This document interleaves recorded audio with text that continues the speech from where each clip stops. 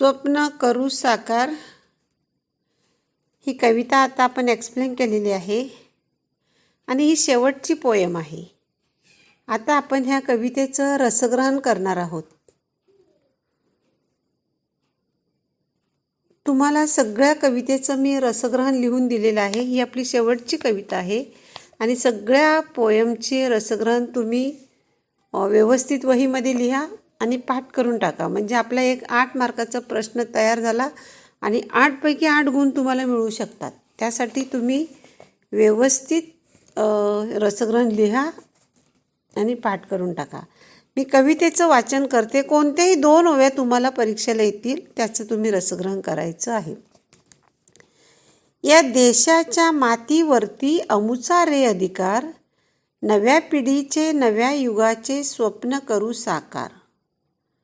फुला मुलांतून हसतो श्रावण, मातीचे हो मंगल तनमन, चैतन्याचे फिरे सुदर्शन, शेतामधुनी पिकवू मोती धन हे अपरंपार. या हातानी यंत्र डोलते, श्रमशक्तीचे मंत्र बोलते, उद्योगाचे चक्र चालते, आभाळावर उत्क्रांतीचा घुमवू या ललकार. हजार आम्ही एकी बळकट, सर्वांचे हो एकच मनगट, शक्तीची ही झडते नौबत, घराघरातून जन्म घेतसे तेज नवा अवतार. या विश्वाची विभव संपदा, जपू वाढवू आम्ही लाखदा, हस्त शुभंकर हवा एकदा, भविष्य उज्ज्वल या देशाचे करूया जय जयकार. आपण या शेवटच्या ओळी बघूया की या विश्वाची विभव संपदा, जपू वाढवू आम्ही लाखदा. ह्या 2 ओळीचं आपण आता रसग्रहण करणार आहोत. तर पहिलं आपण लिहायचं आहे कवितेचे कवी किंवा कवयित्री असे दोन्ही शब्द असतील. तुम्ही लिहायचं आहे कवितेचे कवी आहेत किशोर पाठक. मी ती लिहिलेलं आहे आणि मी बोलते देखील. म्हणजे तुम्हाला जरी माझं अक्षर कळलं नाही तर तुम्हाला मी बोलून दाखवते, त्यामुळे तुम्हाला कळेल. कवितेचे कवी आहेत किशोर पाठक. प्रस्तुत कवितेचा विषय. आता प्रस्तुत कवितेचा विषय आहे देशाच्या उज्ज्वल भविष्याचे स्वप्न या कवितेत रेखाटले आहे. देशाच्या उज्ज्वल भविष्याचे स्वप्न या कवितेत रेखाटले आहे. कवितेतून मिळणारा संदेश. तर कवितेतून मिळणारा संदेश काय आहे की या कवितेत कृषी संस्कृती, श्रम प्रतिष्ठा, एकजुटीचे सामर्थ्य या मूल्यांचे महत्त्व या कविताद्वारे कवीने सांगितले आहे. भारतीयांचा या मातीवर हक्क आहे आणि नव्या पिढीचे नव्या युगाचे स्वप्न साकार करणे या कर्तव्याची जाणीव करून दिलेली आहे. बघा की या कवितेत कृषी संस्कृती, श्रमप्रतिष्ठा, एकजुटीचे सामर्थ्य या मूल्यांचे महत्त्व या कविताद्वारे कवीने सांगितले आहे. भारतीयांचा या मातीवरती हक्क आहे आणि नव्या पिढीचे नव्या युगाचे स्वप्न साकार करणे या कर्तव्याची जाणीव करून दिली आहे. नंतर आहे प्रस्तुत कविता आवडण्याची व न आवडण्याची कारणं. आता ही कविता तुम्हाला आवडली तर का आवडली ते आपण लिहायचं आहे. मला ही कविता आवडली कारण या कवितेत कृषी संस्कृती, श्रमप्रतिष्ठा, एकात्मतेचे सामर्थ्य या मूल्याचा पुरस्कार केला आहे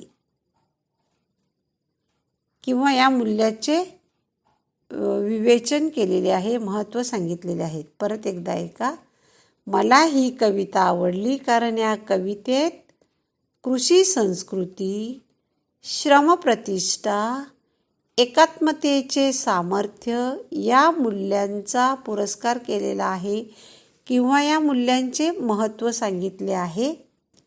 नवीन पिढीसाठी नवीन स्वप्ने साकार करण्याचा विचार मांडणारी ही कविता आहे. नवीन पिढीसाठी नवीन स्वप्ने साकार करण्याचा विचार मांडणारी ही कविता आहे. म्हणून मला ही कविता आवडली. नंतर आहे कवितेतील 2 ओळीचा अर्थ लिहिणे. इथे 2 ओळी दिलेल्या आहेत. तुम्हाला परीक्षेला कोणत्याही 2 ओळी दिल्या जातील, त्याचं तुम्ही सरळ अर्थ लिहायचा आहे. या विश्वाची विभव संपदा जपू वाढवू लाखदा. लाखदा म्हणजे हजारो वेळाने. सरळ अर्थ, या जगात सर्वत्र ऐश्वर्य वैभव नांदत आहे. आपण याची लाखो वेळा जोपासना करूया. लाखदा म्हणजे लाखो वेळा जोपासना करूया आणि लाख पटीने हे वैभव वाढवूया. परत एकदा ऐका. या जगात सर्वत्र ऐश्वर्य वैभव नांदत आहे. आपण याची लाखो वेळा जोपासना करूया आणि लाख पटीने हे वैभव वाढवूया. आणि शेवटचं आहे कवितेतील शब्दांचा अर्थ लिहा. तुम्हाला तिथे 4 शब्द असतील. तुम्ही कोणतेही 2 शब्द लिहायचे आहेत. त्यासाठी 2 मार्क. टोटल ह्या रसग्रहणाला 8 गुण आहेत.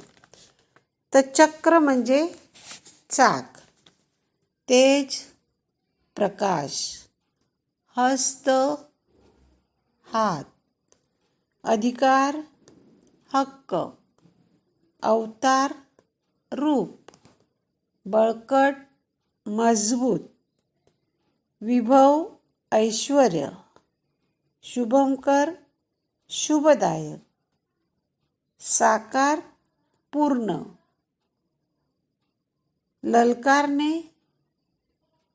ललकारणे पुकारणे. म्हणजे हे जे कवितेचे शब्दाचे अर्थ दिले आहेत, यातले कोणतेही 4 शब्द तुम्हाला येतील आणि तुम्ही 2 शब्द लिहायचे आहेत, प्रत्येकी 1 गुण. तर अशा प्रकारे हे रसग्रहण इथे आपलं पूर्ण झालेलं आहे. मला वाटतं जवळजवळ सगळ्या कवितेचे रसग्रहण तुम्हाला लिहून दिलेले आहेत. परत मी सांगते अशासाठी की ह्या रसग्रहणाला SSC बोर्डात 8 गुण आहेत. आणि अगदी असंच असं तुम्ही लिहिलं तर तुम्हाला 8 पैकी 8 गुण मिळू शकतात. आणि तुम्हाला मी जे काही सगळ्या कवितेची रसग्रहण लिहून दिलेले आहेत ते तुम्ही 1दा-2दा लिहून काढा आणि तोंडपाठ करून टाका. कवितेचे कवी, कवितेचा विषय, कवितेतनं मिळणारा संदेश, कविता आवडण्याची व न आवडण्याची कारणं आणि 2 ओळीचं स्पष्टीकरण. त्या ओळी कोणत्याही येतील, म्हणून तुम्ही सगळ्या कवितेचा अर्थ लक्षात ठेवणे गरजेचं आहे. आणि समानार्थी शब्द, कवितेतील प्रत्येक समानार्थी शब्द तुम्ही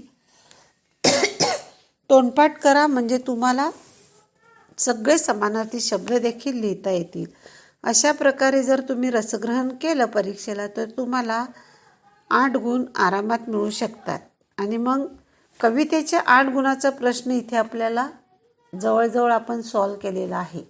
मी सांगितलं आहे त्या हिशोबात तुम्ही लिहा, प्रॅक्टिस करा, वाचा, 1दा-2दा लिहून काढा, म्हणजे तुमची तयारी होऊन जाईल. अशा प्रकारे आपल्या सगळ्या पोयम शिकवून झालेल्या आहेत. आता आपल्याला फक्त 2 लेसन बाकी आहेत. त्यात एका वर्गात माझं झालेलं आहे नागरिकाचे खरे नागरिकत्व. हा लेसन जो आहे तो मला वाटतं एका वर्गात शिकवून झालेला आहे. एनिवे ऑनलाईनमध्ये आपण उरलेले 2 लेसन घेणार आहोत. ते लेसन झाल्यानंतर आपली परत आपण रिव्हिजनकडे वळणार आहोत. आणि जेव्हा आपली फेब्रुवारी 1st वीक या 2nd वीकमध्ये प्रिलिम एक्झाम असणार, तो पेपर अगदी आपल्याला बोर्डाच्या हिशोबातच सेट केला जाईल. त्याप्रमाणे आपली प्रॅक्टिस होईल आणि आपण तो पेपर शाळेत येऊन मला वाटतं लिहायचा आहे. त्यासाठी तुम्ही अभ्यासाला लागा. अगदी बोर्डाची जी पॅटर्न आहे त्याप्रमाणेच तुम्ही अभ्यास करा. तशाच प्रकारचा पेपर सेट केला जाईल. तर तुम्ही व्यवस्थित अभ्यास करत राहा. काही मेसेज आला की ऑनलाईन एक्झाम होईल होणार नाही, ते काही असू दे कारण, आपला नियमितपणे अभ्यास आपण चालू ठेवायचा आहे. म्हणजे आपली तयारी झाली, मग कधीही परीक्षा ठरली तर आपल्याला व्यवस्थितपणे पेपर लिहिता येईल. थँक्यू.